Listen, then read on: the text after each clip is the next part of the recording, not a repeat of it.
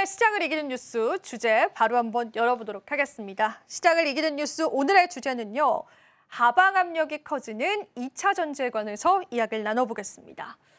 이제는 생존 싸움이 된 것 같습니다. 사실 오늘 안타까운 게 LG 에너지 솔루션도 그렇지만 에코프로 쪽도 좀 주가가 계속 안 좋으면서 2차 전지 전반으로 얘기를 좀 나눠봐야 될 것 같아요. 어떻게 보실까요? 일단은 오늘 주제를 좀 정하면서 아마도 이쪽에 대해서 관심이 있는 분들이 꽤 많겠다라는 생각을 하고 지금은 좋은 얘기를 하기가 좀 어려운 타이밍이다. 냉철하게 좀 말씀을 드리고 싶은데 일단은 시가총액이 3위에서 4위로 떨어진 게 뭐가 그렇게 중요할까라고 생각을 해보실 수 있습니다. 그렇지만 이 부분은 조금 중요하다라고 보여져요. 물론 시장을 보는 관점이라든지 시장을 보는 어떠한 나만의 철학이 다 다를 수는 있지만 제가 봤을 때 우리가 한 10년 전, 한 15년 전 더 옛날로 돌아가 보면요.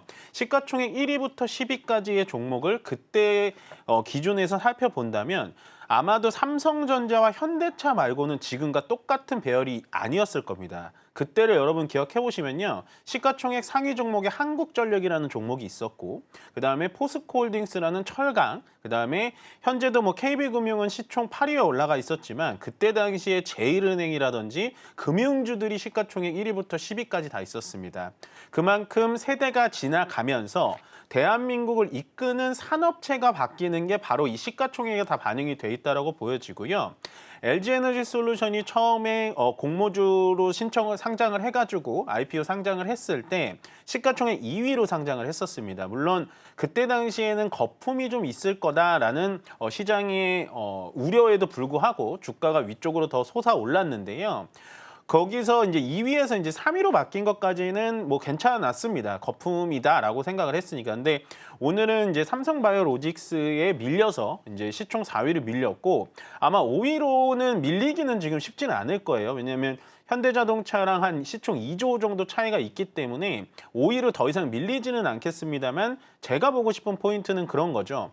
한때를 장악했었던 2차 전지 테마라는 게 이제는 거의 개인들의 투자자들의 무덤이 되는 약간 눈물의 주식이 됐다라는 생각이 좀 듭니다. 그렇기 때문에 오늘 LG에너지솔루션이 29만 원대까지 떨어졌다라는 건 아마도 투자자님들한테는 상당히 좀 충격적일 것 같고요. 더군다나 LG에너지솔루션이 원래 공모가가 30만 원이었습니다. 그 30만 원보다 현재 10,000원 정도 가량 빠진 금액이라는 건 결국에는 LG에너지솔루션을 사서 지금까지 가지고 계시다면 한 분도 수익을 보신 분들은 없을 거다라는 생각이 듭니다. 그러면 2차 전지 테마, 물론 LG에너지솔루션만의 문제가 아닙니다. 에코프로, 포스코퓨처엠, 삼성 SDI, SK이노베이션 전체적으로 2차 전지 테마들이 왜 이렇게 약한 건가? 언제까지 내려가야지 바닥을 잡을 수 있을까라는 거를 아마 여러분들 많이 궁금하실 텐데요. 시간을 일단은 좀 보내줘야 될 것 같아요. 제가 쉽게 설명을 드리면요. 가장 큰 이유, 2차 전지가 위쪽으로 올라갈 수가 없는 가장 큰 이유가 중국 때문입니다. 중국의 공급량, 그다음에 중국의 기술력 때문에 가격 단가 대비 우리나라가 가격 경쟁력이 없다 보니까 시장을 뺏기는 거예요. 우리가 좀 더 또 한 번 과거로 돌아가 보면요. 원래 LG 디스플레이가 됐던 삼성 디스플레이에서 LCD 모니터를 가장 잘 만들었습니다. 세계에서. 근데 중국의 공급 물량 때문에 LCD가 밀렸고요. 그다음에 두 번째, 요즘에 반등이 이제 잊었던 태양광들이 반등이 들어오죠. 사실은 중국의 폴리실리콘 가격 인하 때문에 하나솔루션이 됐던 OCI가 과거의 영광만큼은 지금 주가가 올라가 주지 못하는 거예요. 그리고 마지막으로 또 조선업들은 요즘에 미국 때문에 많이 올라가긴 했습니다만 결국에는 지금 우리나라가 잘하는 LNG선이라든지 특수선 빼고 간단한 컨테이너선이나 벌크선 같은 경우는요. 중국의 단가에 맞출 수가 없어요. 그러면 전기차 시장도, 그러니까 배터리 시장도 현재는 중국 이 CATL에 앞서서 기술력도 밀리는데 가격 경쟁력까지 밀리는 약간은 좀 진퇴양난의 시기가 아닐까라는 생각을 하기 때문에요. 오늘 LG에너지솔루션이 시가총액 4위로 밀린 건 아마도 제 입장에서는 좀 상당히 좀 충격적인 오늘 하루지 않을까라고 정리해 드리겠습니다. 네, 굉장히 또 인상 깊었던 게 그간 시가총액 상위 종목군들의 역사를 좀 짚어주셨는데 이 시가총액 상위 종목이다라고 하는 건 또 시장의 트렌드를 반영하는 것 같아요. 그래서 오늘 LG에너지솔루션이 3위에서 4위로 밀려났다라는 건 그만큼 이제 주도 섹터로서의 매력도라든지 그 힘이 많이 떨어졌다라는 걸 의미하는 것 같습니다. 주주분들 입장에서 너무 안타까울 것 같은데요. 또 다른 악재를 찾아보자면은 이제 IRA 법안 역시도 이제 2차 전지 관련주들의 추가 악재가 될 것으로 보고 있습니다. 물론 그게 완전히 확실시된 그런 법안은 아니지만은 이게 폐지될 경우에 우리가 또 한 번 2차 전지 관련주들이 역풍을 맞을 수 있다라는 얘기가 좀 나옵니다. 역시나 좀 부정적으로밖에 볼 수 없을까요? 이거는 아마 지금 주가에 반영이 어느 정도 된 것 같아요. 그러니까 IRA 법안이라는 거, 세제 혜택 때문에 LG에너지솔루션이 실적이 잘 나왔는데 주가가 떨어졌다라는 거 설명 한번 드렸던 것 같은데요. 일단 IRA 법안이라고 하면 지금 그러니까 하원 의원에서 발의는 일단 했습니다. 근데 아마도 민주당에서 이거를 다시 찬성을 해가지고 통과시키기는 어려워요. 더군다나 지금 LG에너지솔루션, 뭐 삼성 SDI 이런 2차 전지를 만드는 공장들이 대부분 지금 다 그 공화당 쪽에 있어요, 공장들이. 그래서 그쪽에 일자리들이 많이 있기 때문에 텍사스 쪽이랑. 그래서 쉽사리 통과시키기는 어려울 겁니다. 다만 이럴 수는 있어요.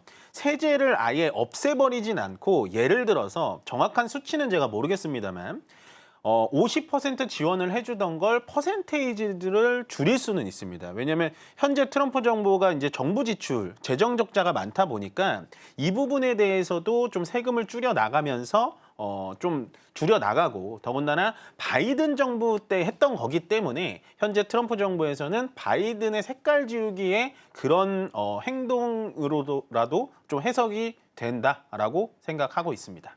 네, 좋습니다. 일단은 미국의 재정 적자를 축소시키는 요인으로 트럼프 대통령이 IRA 법안을 폐지시키거나 축소시킬 가능성은 시장에 이미 좀 반영이 됐습니다.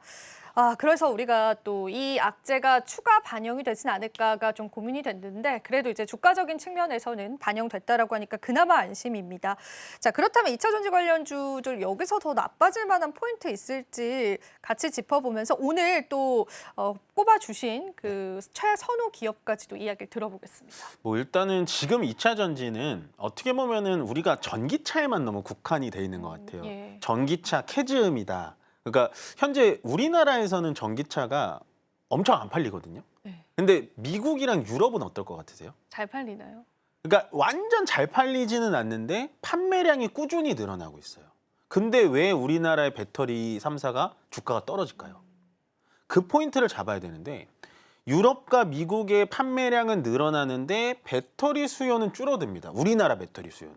그러면 그 배터리는 누가 가지고 들어갈까요? 중국이 차지하는 건가요? 그렇죠. 네.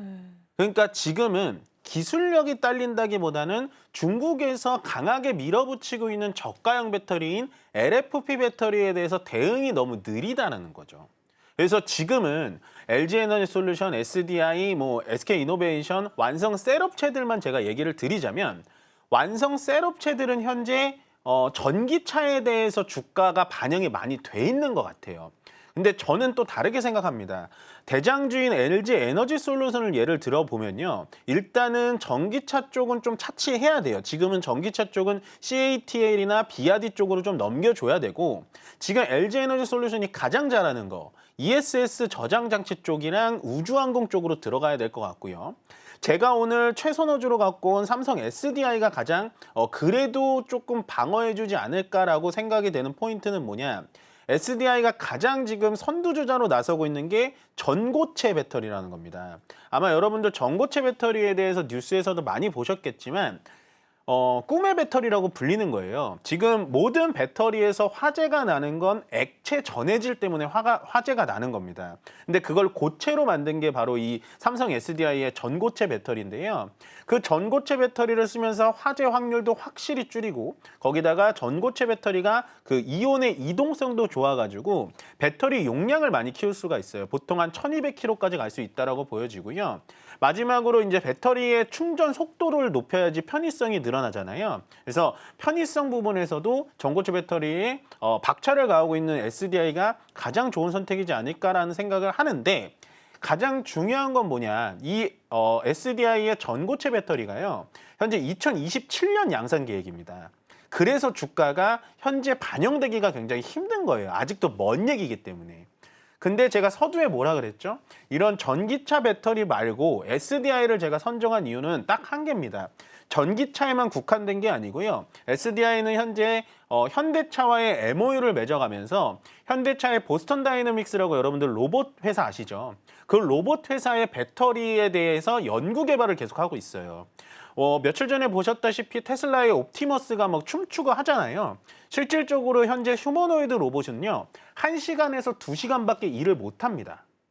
그렇기 때문에 SDI가 결국엔 이 전고체 배터리를 더 확대를 시켜가지고 로봇에 대해서 한 6시간 내지 10시간 정도 일을 할 수 있게 만들어줄 수 있는 건 분명히 이 배터리의 영향이 크다. 그러니까 로봇 산업을 보면서 2차 전지에 관련된 테마들도 분명히 같이 보셔야 된다라고 정리해드리고 싶습니다.